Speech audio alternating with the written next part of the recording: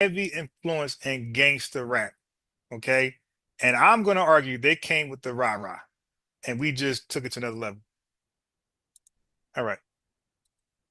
So watch this. I'm going to source up right now. I'm going to source up right now. Are y'all ready? Are y'all ready? I'm going to do a backtrack.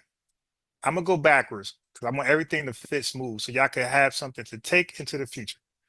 Y'all can take this video, chop and screw it, whatever. So let's start with Fat Joe got stepped on and was forced to step down as host of the BET Awards. Because Math Hoffa anchored himself to Fat Joe, he's falling off. Okay? Now, remember we talked about the HMT Empire Windrush ship. Okay? So this ship in 1948, Empire Windrush arrived at the port of Tilbury coast near London, carrying 1,027 passengers and 2 stowaways who embarked at Trinidad, Jamaica, Mexico, and Bermuda. While the passengers included people from many parts of the world, the great majority were West India, Caribbean. While the passengers included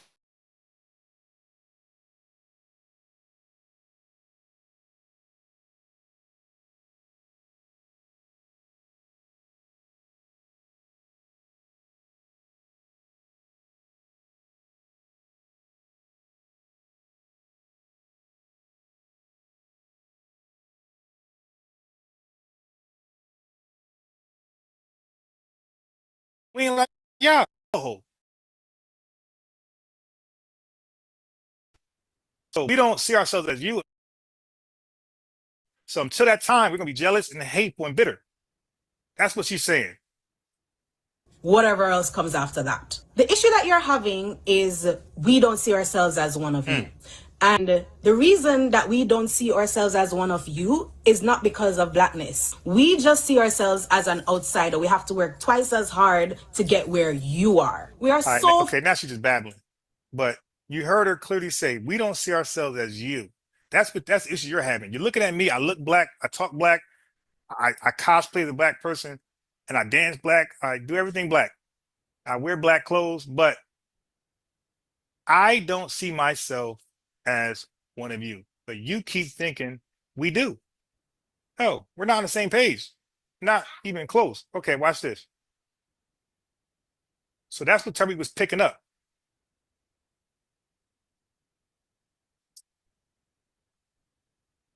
Look at this tether.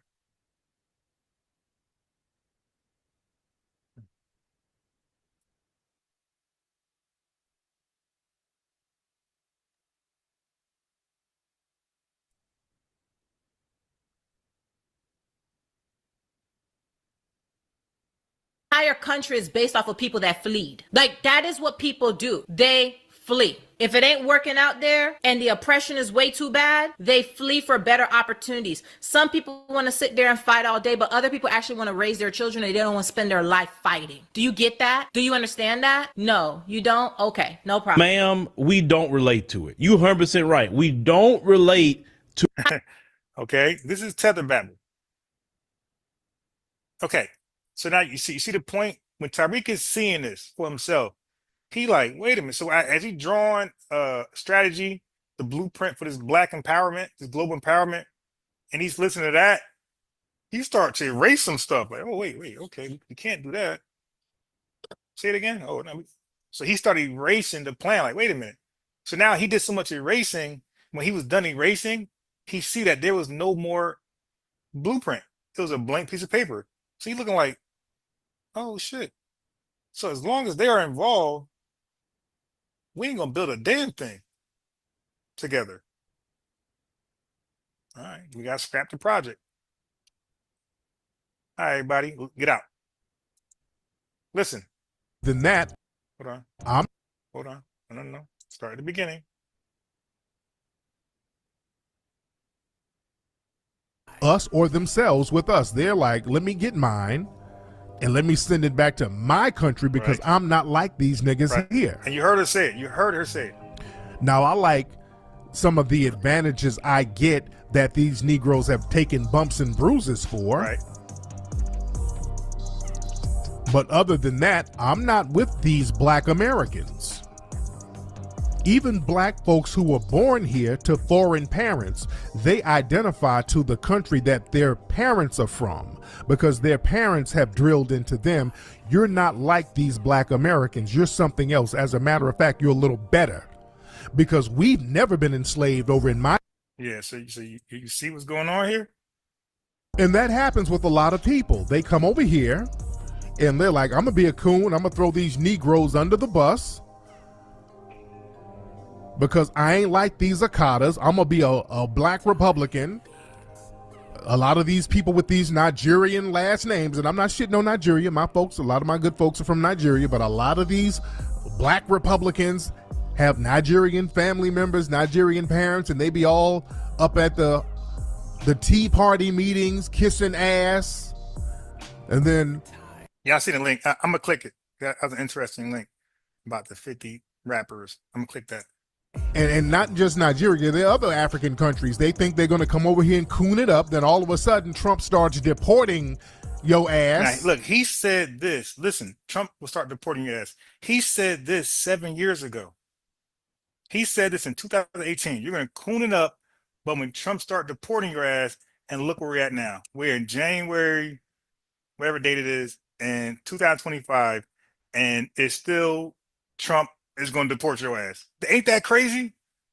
He said this in 2018, and we're still talking about that now, 7 years later. We're still talking about Trump is going to deport your ass. That is wild. Then, my brother, Black Lives Matter. No, nigga. My brother, Black Lives Matter. No, nigga. Sit down, Mdugu. Don't talk that Black Lives Matter shit now. You about to get deported. I was all types of Akatas and Murasokas. Don't start that now, brother. You should have been on the team before the deportation papers came through. Yo, he's saying this in 2018. A whole 7 years later, he could see this. If I didn't play this date, if I didn't show you this date, you guys would have thought this was this year.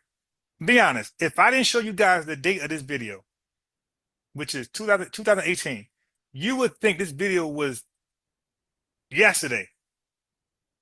You would think this video, the way he's talking about the diaspora and the continental Africans, you would think that this video was made yesterday. 7 years later, and nothing changed with their mindset and their actions. They are still the same op they were 7 years ago, if not worse. If I didn't show this date, you guys would think this was a video made yesterday. You understand? Now that your country is a shithole, now the African countries are all coming out like, hey, wait a minute, Trump is racist. Okay, so again, if I didn't show that date, you would think this video was just yesterday. This is what happens when y'all tune in Unbiased Sports, who like Tone. Tone got the numbers. Well, I got the receipts. Tone got the numbers. I got the receipts. I got the clips. I got the clips. All right. So now, also, Tariq Nasheed started to understand that most of the media that paint FBAs in a negative, degenerate light were medias predominantly owned by Tethers. Just like Kanye West pointed out, he called them the red people. When he pointed out most of the people who own media had the small hats. Okay. Of course, bigger media. Well, Tariq was pointing out on a lower scale, most of the media platform that invited Black Americans on there or showed us in a negative light, he realized that all of these medias are predominantly owned by Tethers. None of them are putting us in a positive, fair light. They're repeating or they're showing us in the same stereotypes their parents came over this country with. So the same stereotypes their parents told them about us, the same stereotypes that parents revealed to them about us, the children are now portraying on social media the same very stereotypes. So that they're like siblings to each other from the continent to America. Like, hey, you said Black Americans were lazy and this and that. Well, look, they are. Look at our media platforms. Look. So that's like confirmation. You dig? Okay. Watch this. So he started to peep. Like, yo, a lot of this media shit that's painting us in negative ways is coming from Tethers. Now look, this is 2018, January 17. I got the clips. Because understand, and I talked about this, if you look at a lot of quote unquote black media or black themed websites that show Black Americans in a negative light, they are run by people who are first or second generation African. Yeah, serious B. Like, there's a myth with Caribbean people that they gotta work harder than FBAs. And I'm gonna give an anecdotal testimony. I ain't never in my life worked with a Black immigrant who worked double as hard as I did on no job. I ain't never meet one. As I'm saying, I'm trying to recall. Now, some worked hard and some were lazy. Like, I know some Black Caribbeans who worked very hard, very good at what they did. And I know some who didn't work as hard, were lazy. So this whole idea that all of the Black Caribbeans that come over here just work hard on FBAs, that's another white supremacist lie. That's another lie rooted in white supremacy. That's their way that's their way. Those lies are dog whistles to white supremacy saying, we're on code with you. Look what we're saying about Black Americans, FBAs. You see this right here? Okay, give us a doggy biscuit.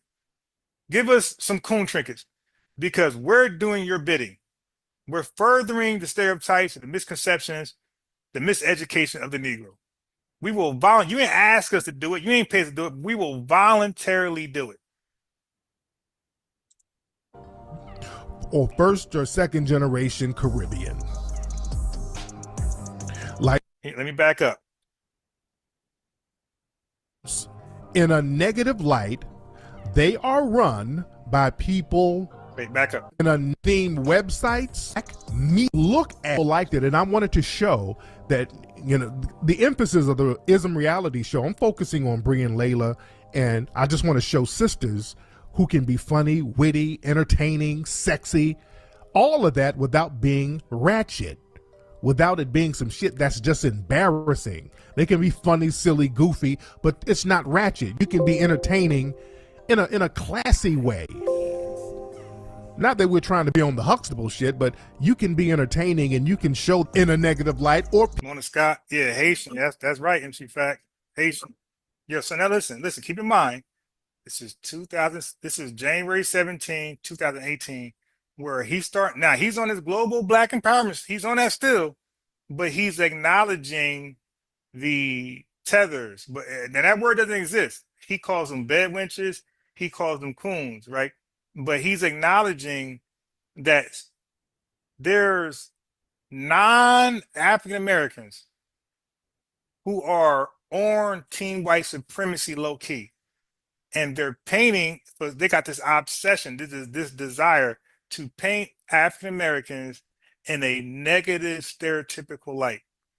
So he's calling out all the social media he's putting them on blast. He putting them on a jumbotron. Okay, so now this is documented. So when people say he's a grifter, they all lying because you see the evolution, what led him into y'all got hold your own nuts. You're seeing the evolution.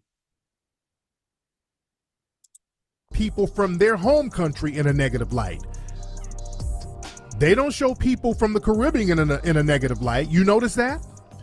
These people will shit on Black Americans all day, but don't you dare say anything about anybody in their home country. They'll cut that shit short. Let's go to Mia Love. Now, Mia Love She's a white supremacist ass kisser. She's that Utah politician bed wench. Whenever these white supremacists says anything negative about black Americans, she's making excuses for them all day. When Trump said Africa and Haiti are shitholes, all of a sudden Mia Love is, and now that the deportation game is popping, now everybody wants to look to us. And you can't be Johnny come lately when it's all about empowering. See, the thing is, a lot. This sounds like he is saying this today. Okay, so let's get rid of that, and let's go to MC Fact link real fast. It says 50 in hip hop with Jamaican roots. So they got a heavy influence in rap. So all these little stereotypes, oh, the guns, yeah, that was your people in rap. And that's what I'm trying to tell you. I'm making the argument. So Tariq said it, but I'm making the argument that I believe a lot of our degenerate behavior in hip hop is influenced by outsiders who are also black. Okay, I believe outsiders had the degenerate history. Okay, and when they came over here in the high 1990s, high numbers in the 1990s, they brought their bullshit and intertwined in our culture and hip hop, and they became rappers. So they rapped about it. They did it in the music, and we were influenced by it, and we didn't understand it, and we took it and brought it to another level. Okay, so we are the originators. We are the people who brought hip hop. You are the people who brought degenerate behavior to the world, and you helped fine tune hip hop, and we helped fine tune degenerate behavior. That's how it happened. So now that's why hip hop is so goddamn ratchet. We went from rapping about dope stuff, smooth operator, and things like that, know the ledge, to this goofy Shatta shit. Booyaka, booyaka. Now we talking about that. Booyaka, booyaka. I'm a bad man. I'm a bummer clock. All this aggressive shit. And we rapping about, yeah, man, De La Soul. What's the other song? What's my name? God damn. I got a spot in the shade. Eliminate Gangstar. Here we go. Come on, man. Any, meeny, miny, mo. You know what I mean? Y'all come with the booyaka, booyaka. I'm a bad man. Bucka, bucka, bucka. Throw your lighters up. Y'all come with that shit. Guys, anyway, let me read this article real quickly. Yeah, so I'm making the argument. Y'all brought the rah-rah to hip hop. You dig? That's what you invented, the rah-rah. Okay, let's get this out the way real fast. Can I make it bigger? No, huh? Yeah, I can't make it bigger. All right, whatever. In the early 1970s, the cultural interactions between African Americans and immigrants from the Caribbean. I told you that that's after that 65, 1970s and on. You got to show us this degenerate behavior amongst FBAs before 1965. If you can do that, I'll entertain your argument. But I can definitely show y'all with this degenerate behavior around the 1960s. You can't even show us this even in 65. Show us this degenerate behavior in the 60s. Because I could definitely show baby mama, paternity fraud in y'all 60s. Can y'all show us how we were just terrible people in the 1960s? Okay, so in the early 1970s, the cultural interactions between African Americans and immigrants from the Caribbean and the melting pot of New York City helped to spawn the musical movement now known as hip hop. Among the immigrant groups that influenced the movement and continue to be well represented in the music today are Jamaicans. Yeah, you definitely influenced the movement. You brought the ratchet shit. The booyaka booyaka, the twerking and the baby mama. You brought the ratchet shit. While the extent of the Jamaican and wider Caribbean influence on the formation of hip hop is often debated and sometimes controversial, there's no doubt about the instrumental roles played by members of the immigrant community in the development of the music. From the father of hip hop, DJ Kool Herc, to one of the greatest rappers of all time, Notorious B.I.G. The contribution of Jamaican Americans to the art is well documented. Okay. In the 5 decades since its origin in the Bronx, most notably at a party hosted by Herc and his sister Cindy Campbell, hip hop was permeated every corner of the world, expanding its history and mass influence on persons of all walks of life.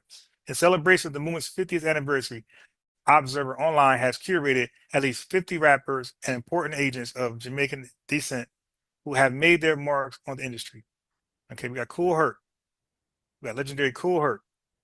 We got Cindy Campbell. We got Notorious B.I.G., Biggie Smalls. We got Heavy D and the Boys. We got Busta Rhymes. This damn coon right here, man. He's probably the only one I'm going to disagree with that's on his list. He raced that nigga. We got Pepper. I ain't no salt and pepper. I ain't Pepper. We got Special Ed. Okay. He had that one cool song. That was about it. We got Bushwick Bill. That's my guy right there. We got Grand Poobah. You know, he was the man.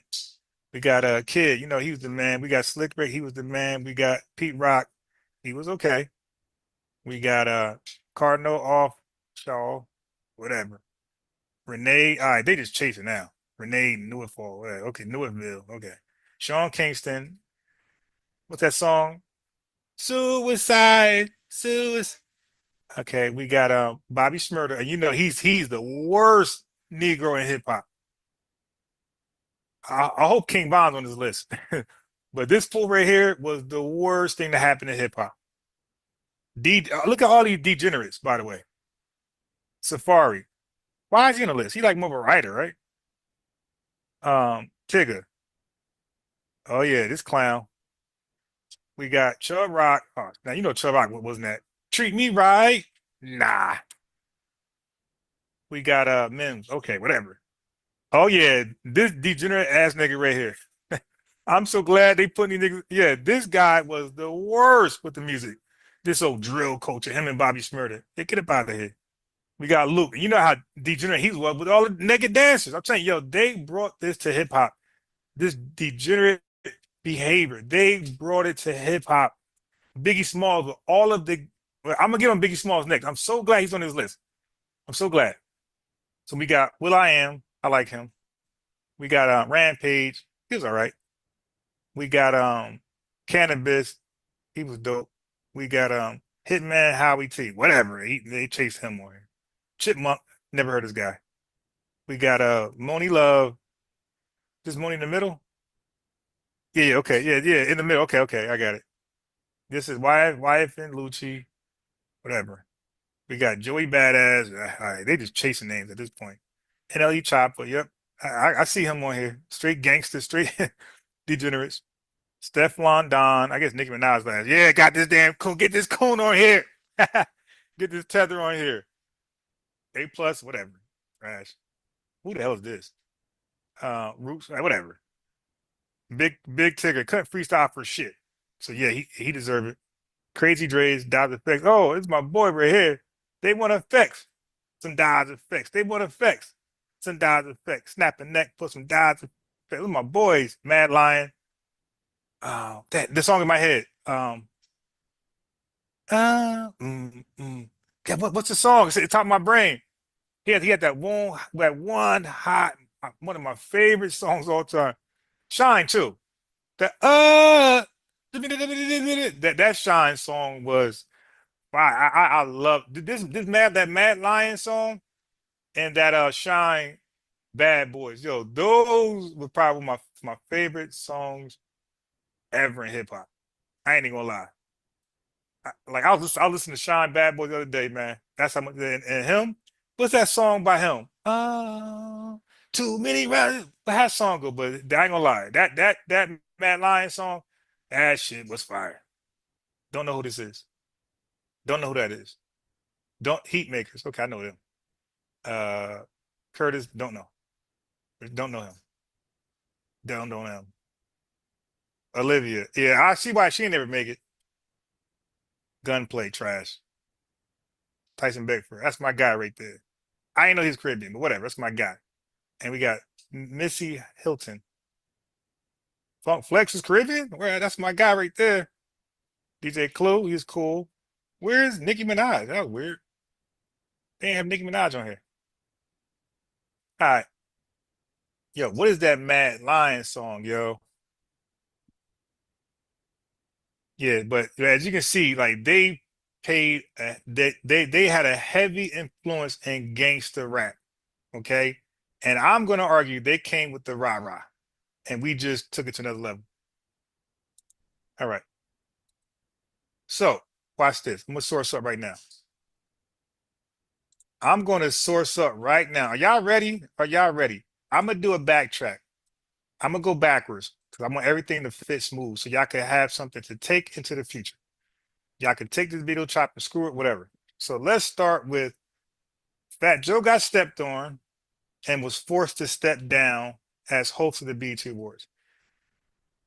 Because Math Hoffa anchored himself to Fat Joe, he's falling off. Okay? Now, remember we talked about the HMT Empire Windrush ship. Okay?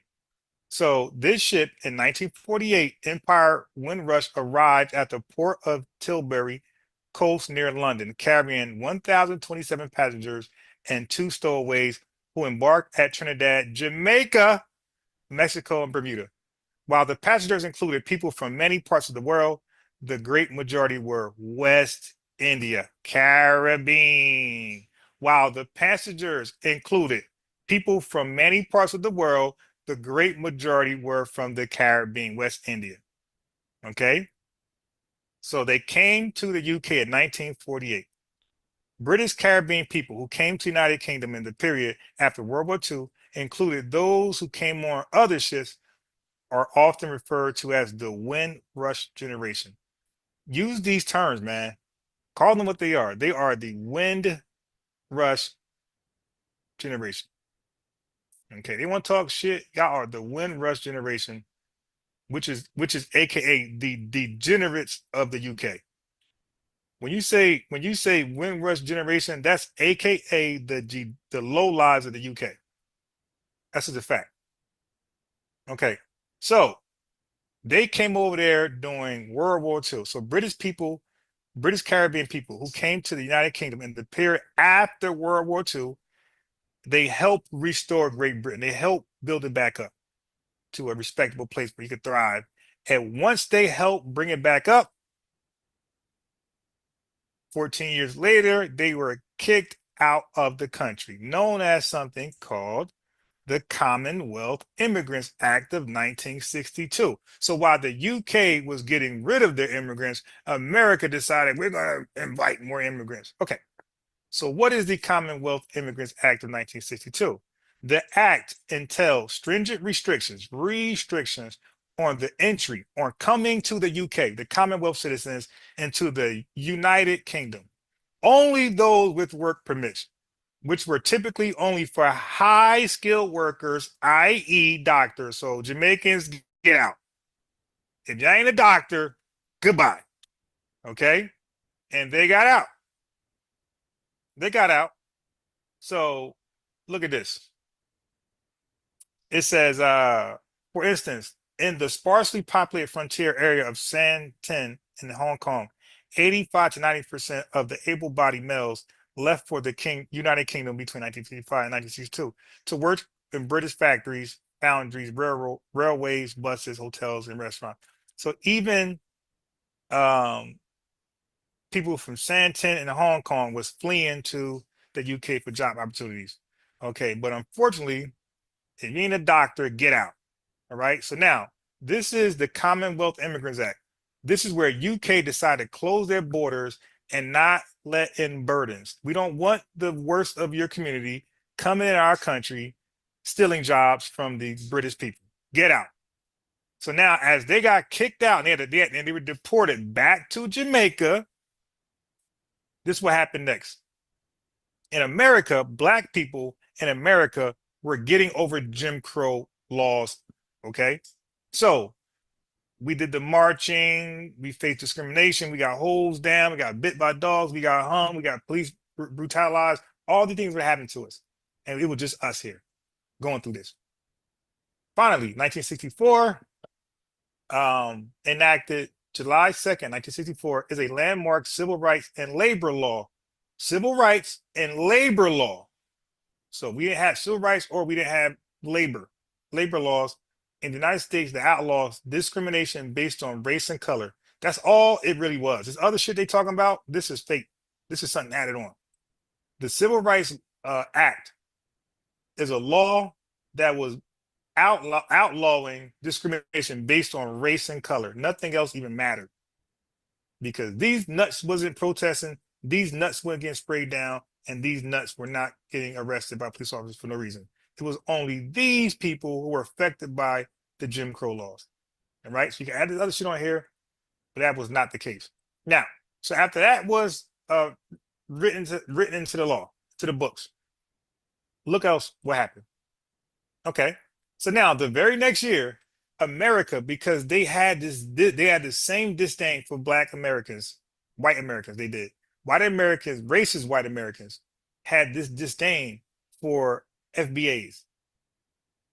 When we got a law passed in our favor, now we can flourish and be great again, like we were in Black Reconstruction. What they did was they decided to invite a whole bunch of rejects from the UK. It's not my words. That's UK history. They had harsh, stringent restrictions on the West Indians and the Chinese and wherever else coming into the country. So these rejects turned their attention and they came to America in 65. So America opened the borders for immigrants on a widespread scale because they didn't want to see Black Americans thrive, FBAs thrive. So they're going to undermine us by bringing these rejects into the country that don't know our history, don't know anything about us, don't know how the country is built, none of that shit. They're going to come over here because they're desperate for jobs. Their countries are shitholes. So they're going to come to America to find opportunity that we presented.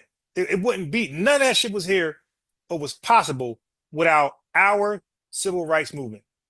Because none of these tethers are going to come over here and endure Jim Crow and racial discrimination and racial segregation. They were not coming over here during that time. They couldn't have handled a little discrimination in UK. So they were not coming over here when that thing was real. All right. So anyway, so after 65, when immigrants were allowed to come into America and they pretty much immersed them in or mixed them in FBA society. So a lot of their degenerate behavior, they brought with them from their shithole countries. They brought their unsanitary practices, right? They came into our communities and they influenced and they practiced that shit there. Okay? Then we living amongst them, we start taking on some of these rituals and customs. Okay. Watch this.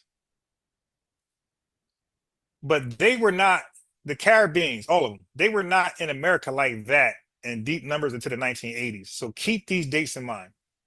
So although they was coming in certain pockets in the 60s and 70s, they weren't really in great numbers until the 1980s. And you can see the Caribbean probably grew, and it stopped growing from here. Okay, now watch this. So really, you don't really have a significant presence from the Caribbean until about the late 70s, early 80s. So how do you influence hip hop? I don't know. A handful of Jamaicans influenced hip hop. They weren't even here like that. All right. Anyway, so let's move forward. So now, 1966. What was happening in Black America, FBA America? One of the most important social changes unfolding in the United States over the past half century has been the decline of the institution of marriage. Okay, so now these immigrants are coming over here. Check out the dates. 1965 was the Immigration Act. 1966, they're starting to see a decline in FBA marriages. Could it be that we were influenced by this baby mother culture of the Caribbean? Okay, watch this. In 1960, roughly, so this is 1960, roughly 74% of whites were married, and the rate dropped to 56% in 2008. That is a big drop, but not compared to the plummeting marriage rate for blacks. In 1960, 61% of blacks were married. So that means 2/3 of black folks were, well, up to 2/3. As high as, it could be high as 2/3 of blacks were married in 1960. But 2008, it was only 32%. I wonder why. Who helped influence that? Hey, you don't gotta get married. You can just have wild sex. Well, let's see. The baby mama culture help influence Black Americans, FBA societies, to have reckless, wild sex with no relationship, no marriage. Let's just have wild, um, barbaric caveman sex. A baby mama or baby mama, also baby mother, is a slang term for a mother who is not married to her child's father, although the term often carries other connotations as well. This term is associated with African Americans originally. So it's, everybody was saying that was a baby. It was us, but it was never us. It was coming from Jamaican Creole. And it found its way into hip hop, like my boy MC Mac just put in the chat, that a lot of these hip hop artists that influence rap in a negative way, the negative light, were from the island. Okay, so they brought this baby mama bullshit into hip hop. The equivalent term for a male is baby daddy or baby father, but it is not used as frequently. Here we go. Origin. The term originated in Jamaican Creole as baby mother, pronounced bebe mada. Okay, so this originated in Kingston, Jamaica, with the first printed usage appearing in the Kingston newspaper. The Daily Gleaner, 1966. That date is important because 1966 is a year after the 1965 Immigration Act, and that's a year after the 1964 Civil Rights Act, and that is 3 years after the 1961 percentage consensus that Black FBA families married 66% of the time, 2/3. If you see three Black men or women and they had a kid with them or a significant other, two out of those three were married. Okay, and we didn't have no baby mama thing. So the same time we were marrying at high numbers, although it was declining, but we still married at high numbers. You have West Indians in 1966, marriage ain't even a thing to them. They just had wild, reckless sex. Okay. So let's go here. So we put everything in context. So now let's go to paternity fraud.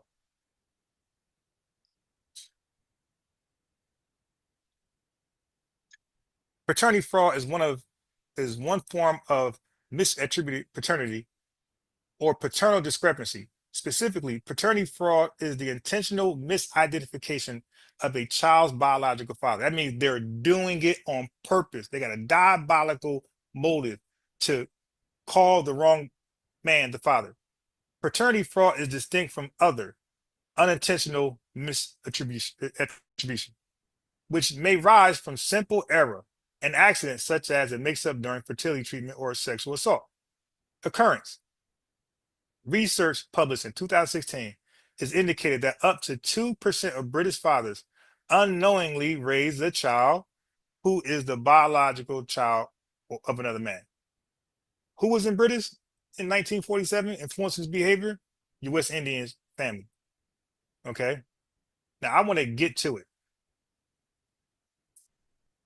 Let's get to it. Let's stop being nice and let's get to the root of this problem. All right. We ain't gonna play. We ain't gonna play. Let's get to who is responsible for this shit. They're trying to be nice. I ain't got time for that. Okay, you got countries right here. Okay, come on. Come on, Jamaica. Come on, Jamaica. Come on, Jamaica. Here, Jamaica. Where you at? I'll find you. Okay. No, we ain't gonna do that. Oh. Oh, they ain't got Jamaicans in the article at all. Or Nigerian. See? Oh, wow, that's interesting. Okay. Okay. So, all right. Well, we definitely ain't gonna do that. I'm gonna be more specific.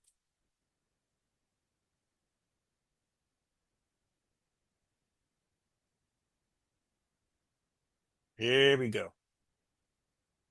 Here we go. Here we go. I'm trying. Let me see.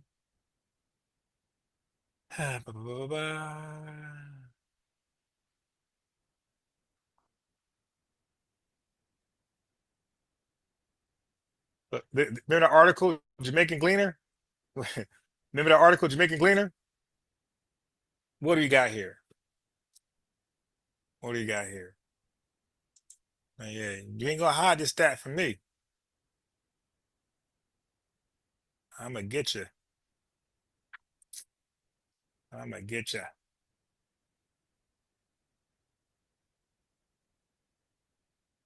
I'm gonna get you. I'm gonna get you. Okay. And when St. James Central Member of Parliament Heroy Clark announced in 2021 that he intended to bring a motion calling for DNA paternity testing at birth, debate on the matter largely centered on the fact that a large number of Jamaican children have been given to the wrong fathers at birth. Our jacket culture, because keep these terms. In making this contribution to the state of the constituency, debate Clark had linked paternal issues to Jamaica's crime rate and lobbying for action to be taken for paternity testing at birth. It touched a nerve for women and was celebrated by men who held that paternity tests at birth should be routine. Okay. While Jamaica hasn't quite got to the stage of legislation yet, DNA doubt, paternity fraud, and the subsequent repercussions are problems greater than just having and just giving a man a jacket. Giving a man a jacket means giving a man a baby that's not his. As Jamaicans put it, it has bearing on a child's perception of self, inheritance, migration, birthright, and children's right in ways many women perpetrators don't think about. Okay, this is a huge issue in Jamaica. I ain't gonna read all that. I ain't gonna read all that. I ain't gonna read all that. I ain't gonna read all that. Where's the gleaner? Where's the gleaner? Who's the daddy? More women requesting paternity tests to verify whether sons, brothers, husbands being given jackets. Jacket, that's a Jamaican term. More Jamaican women are reportedly requesting paternity tests than Jamaican men. What? You don't know you don't know who you slept with? Damn. I wonder if those Maury shows, those women were non-FBAs. A recent cross-sectional study by the Northern Caribbean University, NCU, revealed that 76% of male citizens had been prodded to a DNA test by their loved ones, and that only 32% of Jamaican men were confident enough to request a DNA test on their own. Only 32%. The same study revealed that 67% of Jamaican females said they knew of another woman who had committed paternity fraud. I mean, this is just so popular in Jamaica. And that 26% of the Jamaican fathers who took part in the study admitted that they had been victims of paternity fraud. St. Thomas and Trelawing, whatever, are the parties with the highest numbers of self-reported victims, the study said. Believe it or not, men want the test, but most of the calls that we got are not from men.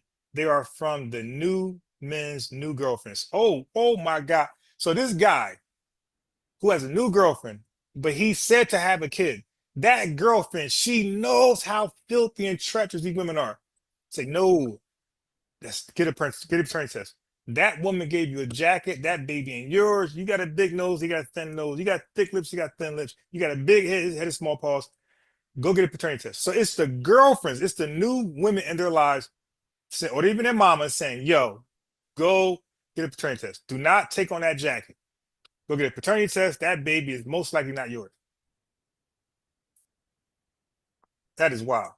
Okay, now let's get to what I want to talk about. Let's get to twerking. Remember, I said I don't believe this is FBA culture. We got it. We got it. The history of twerk. Twerking is a way of moving the hips, back, and pelvis in various positions to create impressive booty shaking dance moves. Although twerking seems fairly new and modern, it actually has been part of the Black culture for over many decades. African roots. Twerking has origins in traditional African dance forms. Many West African dances, such as Mapuka, the dance of the behind, from the Ivory Coast involve similar hip movements. These dances are often performed during celebrations and are considered a form of expression and storytelling. Caribbean influence. The African diaspora brought these dance forms to the Caribbean. Where they evolved and integrated with the local traditions, dance styles like dance hall and soca, primarily featuring twerk-like moves. I'm telling you, when I was growing up, I only seen the girl shaking the ass in these dance hall videos. I ain't never seen this shaking ass in like rarely in hip hop videos. It was normally like the Jamaicans. So when we get tagged with, I'm like, I don't remember growing up. Now watch this. In the late 1980s, why is this date important? Because as you've seen with hip hop, it said those hip hop artists that was immigrants, they heavily influenced hip hop in the 1980s. They brought the baby mama drama, 1980s, 70s, 90s. Look, they came with this bullshit. Because look, late 1980s, we don't see this look, this is in Africa, this is in the Caribbean where they had the carnival costumes that would twerk then. But look at this. It's only seen in America in the 1980s and the late ones at that. Where's twerking in the 70s, 60s, 50s, or early 80s? I don't really recall seeing twerking until I seen it from our West Indian family and these goddamn Africans. So in the late 1980s and early 1990s, twerking gained popularity in the United States. I mean, that's clear. That's clear. That's clear. That's clear. 1980s, 1990s is where we started to see twerk in the United States. That was a Caribbean thing.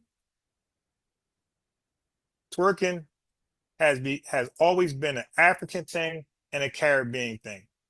They brought it to New Orleans. They brought it to America. Like they brought Baby Mama, they brought African Booty Scratcher. They brought all this negative stuff to America and they're pinning it to us while they take hip hop. It's another bait and switch. So they're piggybacking from Garden. Close it out. Close it out. Close it out. Close it out. Don't need that. So you see how you do the bait and switch on this? They take hip hop, but they give us twerking. And they give us baby mama culture. And they give us African booty scratch. They give us all this negativity, but they want hip hop. Now, y'all take the bullshit, but give us the greatness. We're not doing that, man. We are calling y'all out. All right. So now, I've been doing a lot of talking. I'm thirsty. I gotta drink some water. So I'm gonna play a video in between, a video two in between. So I catch my breath. I can get some stuff done around the house, and then the live is gonna keep going. We're just gonna play some videos, some funny stuff from Tariq that he just did, and then I'll be back to talk some more. And again, I want an African immigrant to come on here. I want a Caribbean to come on here, and I want a Pan-Africanist to join me after these videos, after this break. Join me. Let's can y'all be honest? Can y'all have an honest discussion?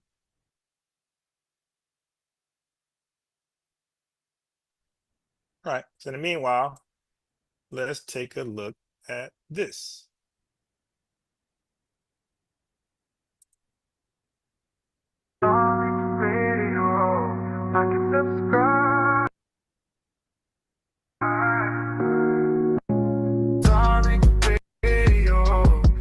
Subscribe, Darling Radio, like and subscribe. We got the tether. Let me get all the hostile tethers up here. We got Blood Money. He's a Nigerian tether who lives in the UK. This is Blood Money. He tried to cosplay his look as foundational Black Americans. He has a lot of jealousy of foundational Black Americans. He looks like a bootleg Travis Scott. Well, what's going on? How are you, Blood Money? I'm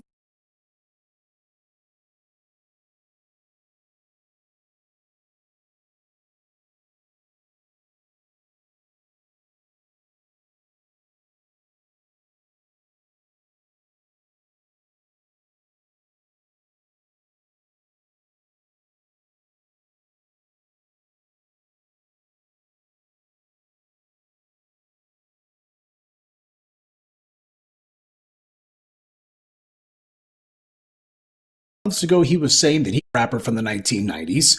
And of course, the only name that's more irrelevant than Fat Joe's is BET, so they certainly belong together. 3 months ago, he was saying that he was thrilled to be hosting the BET Awards. Nobody even knew that he was doing it because nobody watches the BET Awards anymore. But he was just happy to be getting a paying gig. It's been a while since he's had one of those. But oh, what a difference putting your foot in your mouth makes. Because this weekend, Fat Joe announced that he's suddenly bowing out of the BET Awards. He won't be hosting after all. In fact, he won't even be attending. And you won't be surprised to learn that absolutely no one begged him to stay. Word on the street is he's going to be drowning his sorrows in 3 family-sized buckets of chicken from El Pollo Loco. I, for one, certainly hope that he has a good cry because he definitely earned it. But foundational black Americans were attacked by this guy and the foundation struck back hard. That's what happened here. And on a side note, this is the second chump named Joe that FBAs have shown the door in the last 2 months alone. I think we're on a roll. A lot of people from across the spectrum have been making sport of the black community for decades now. They've just been disrespecting us every chance they get, insulting us to our faces, and these people thought to themselves that the bill would never come due. But now what they're finding out is, yeah, we've been keeping tally of all that. We've been keeping track of all these debts that they owe, and now the bill has come due with interest. And what a surprise. It turns out that these people had let their mouths write checks that their behinds couldn't cash. But you know what? We still took the payment out of their behinds anyway. Now, let me tell you off top, I am highly doubtful that the Latin lard bucket decided to bow out of the BET Awards as much as I think that he was disinvited. That's what probably happened. They told him, ooh, you got too much heat on you. So you can go ahead and just tell everybody that you resigned, or you can wait for us to release a press announcement saying that we kicked you out. And given all the heat that he brought down on himself with his big racist mouth, I think that the folks at BET, or rather Paramount, were concerned that if Fat Joe did show up, he would get booed by the few poor souls unfortunate enough to actually attend the BET Awards. This has become something of a trend as of late. Hulk Hogan was recently making headlines for having gotten himself booed at a wrestling show recently. Now, there's another anti-black racist who thought that he could say some slick stuff about us and that it wouldn't affect him long term, and he found out the hard way it does. It can end your career. And in Fat Joe's case, given the way that he was getting dragged by the grassroots, I wouldn't be surprised if it turned out that a number of black people from the music industry didn't want him to be there. Not to say the BET Awards are some sort of serious gathering. That's the last thing it is. But it is a place where people like to see and be seen. At least a certain ilk of black people think it's good for that, even if they're wrong. When it comes to disrespecting foundational black Americans, everybody wants to do it. It's a guilty pleasure that a lot of these folks from outside the community love to indulge in. They are all willing to roll the dice and gamble that they can attack us, malign us, insult us, and nothing will come of it. They all want to roll the dice on that one, but in this case, it came up snake eyes. But this is the most attention the BET Awards has gotten in years. They ought to call themselves the Paramount Negro Puppets Awards because that's really what they are. But BET, like the NAACP Awards and the Essence Awards, they have bent over backwards to make themselves a showcase for any and everyone except for the black community. This is because the Gen Xers, Millennials, and now Generation Z have all turned their backs on these fossils from a bygone era. Black people under the age of 50 have long since been disgusted with these clowns and are ignoring them. So they've all been reduced to having to try to reach out to any and everyone else to keep themselves alive just a little bit longer. They were giving a platform to people like Jennifer Lopez, a woman who hasn't had anything to do with the black community in decades. And even when she was around black people, she wasn't respectful. Even though she wouldn't be anything if it wasn't for black men putting her on. Remember, Jennifer Lopez got her start in media as one of the fly girls on In Living Color back in the early 90s. And then she got put on the map when Puff Daddy had her out there on the red carpet wearing that dress, flimsy as it was, a dress that introduced the world to the term double-sided tape. I'm not making that up, by the way. Those of you old enough to remember that media stunt, you recall that people were wondering how that flimsy dress of Jennifer Lopez managed to stay up, and that's when it was revealed she was using double-sided tape. After that publicity stunt, she had her white media clout, and she was finally getting those kind of big opportunities that she wanted, and apparently she could get the phone to actually ring. As far as she was concerned, at that point, she could turn her nose up at the black community, and she has been showing blatant disrespect ever since. Or rather, she's been showing what she really thinks of the black community ever since, 'cause that's what it really was. She didn't like it having to have black folks as the ones that she had to answer to. As far as she was concerned, why wasn't she already heads and shoulders above black folks? I mean, you've had a bunch of undercover Latinas and Latinos out there in the white media for decades, especially Hispanic women. You've had a bunch of them out there, and as far as she was concerned, she should be the next one. How dare she have to actually answer these black folks? That's what her mentality actually is. But it wasn't Puerto Rico that made Jennifer Lopez rich and famous. It was black men in Hollywood and in the music industry who, let's be honest, these guys who had a thing for lighter-skinned women or for women who are outside the black community, let's just call it like it is. They were the ones who made the mistake of putting her on in the first place. She owes her entire career to them, but when's the last time or any time that you can recall Jennifer Lopez acknowledging that? This is the entire problem. And this is the reason why black folks sitting here trying to do this kumbaya thing. Oh, we're all just human beings and such. Yes, we are all human beings. But unfortunately, everybody else decides to ignore and deny our humanity while we're bending over backwards to show how altruistic we can be for everybody else. And just like Jennifer Lopez, Fat Joe also had black people who made the mistake of putting him on, lending him their credibility because he didn't have any, opening doors for him because he couldn't get through any doors on his own, literally. Well, it's way past time the black grassroots put these opportunists on notice that they are, at best, only guests in our house.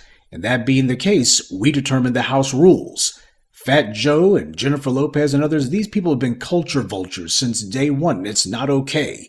Somebody needs to put their foot down and tell them you violate the rules, disrespect the owners of the house that you are merely a guest in, and you'll be shown the door. See, what the Fat Joes and the Jennifer Lopez's think is that as long as they get in good with the white media, as long as they're in good with the white power structure, who are the ones who pay the bills, by the way, and own the BETs and the Essence magazines, and they own the NAACP in all but name, they figure to themselves as long as they're good with the white powers that be, they don't have to worry about what the black grassroots think because, after all, it's irrelevant. It's what the money comes from. The money's coming from these good white supremacists over here who they're in good with.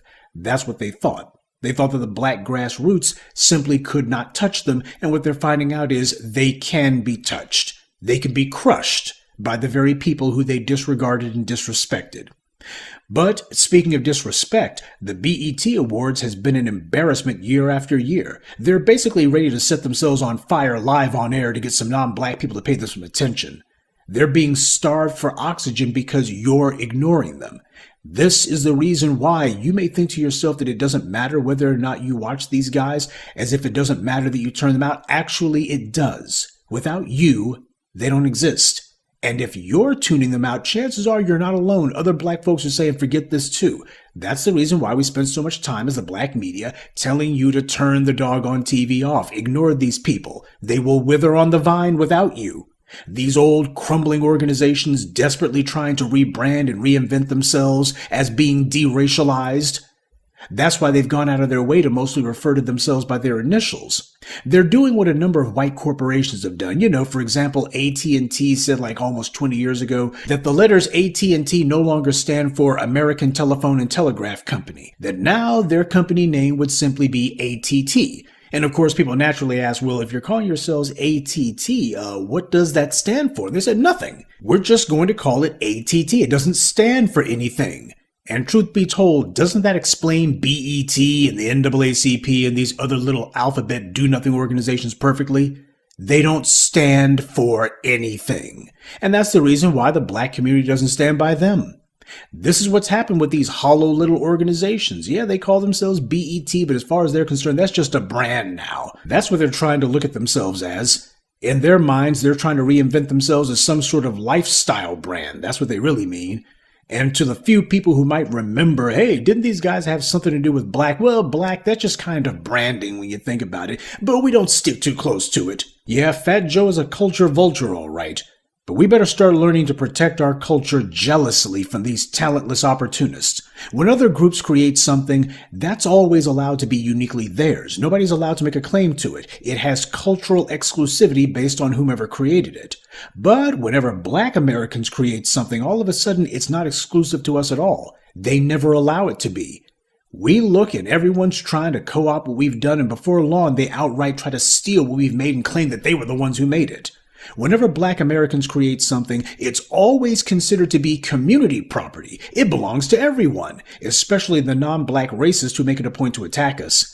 And then they bring out that old saw about, well, you want to be united, don't you? We need to have some unity. Yeah, always whenever it's time to try to take something from black people, to co-op what we've done. When they're trying to bogart us, then all of a sudden, it's about unity, you know, we're all just one big happy dysfunctional national family, and the other 99% of the time, you niggers need to move. You didn't have anything to do with that. You shouldn't even be here. But it says a lot that it was the black grassroots who led the charge on this one. The grassroots were the ones who reacted first and most vociferously when this racist punk showed that the suspicions black music listeners have had about him from the very beginning was totally justified.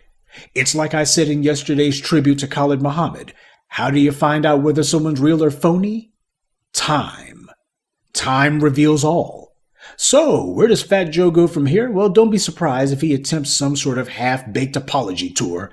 I'll bet he's going through his Rolodex right now and trying to see if there's any desperate struggle rappers who are really fighting right now trying to pay their bills, on the verge of getting kicked out of their homes or foreclosed on, and are just pathetic enough to do a photo op with them, or some other disingenuous stunt pretending like he's seen the light. He needs some Negro to vouch for him, and there's a few desperate ones that he can go ahead and sign up for the cause. They'll be there for just a one-and-done appearance, and that's enough for some Negroes. Unfortunately, we have too many of those. But his attempts to try to do some damage control or put the right spin on this, it's not going to work. He can go ahead and call any rappers, singers, athletes, or these washed-up civil rights retreads that he wants. Practically all of them, for a little bit of money, they'll go ahead and smile in front of the cameras and say, I've known Fat Joe for 30 minutes. 30 years. 30 years. And I'll tell you right now, he's all right. I know this man's hard. There's always a few idiots who'll be willing to do that. But if he actually thinks he's going to be able to do some sort of image rehab for himself, and that in about 6 months to a year, he's going to slither his way right back to the black community and try to see if he can drain some more blood from us, all I've got to say to that is, fat chance. Good day. And be one. I'd like to take a moment to mention some of our contributors. Wally Bilal, David Williams, Charles Hairston, 2 Gigabytes, and Terrell Smalls. Salute to them and thank you to everyone for listening, liking, and sharing this message. Black empowerment only exists because of you.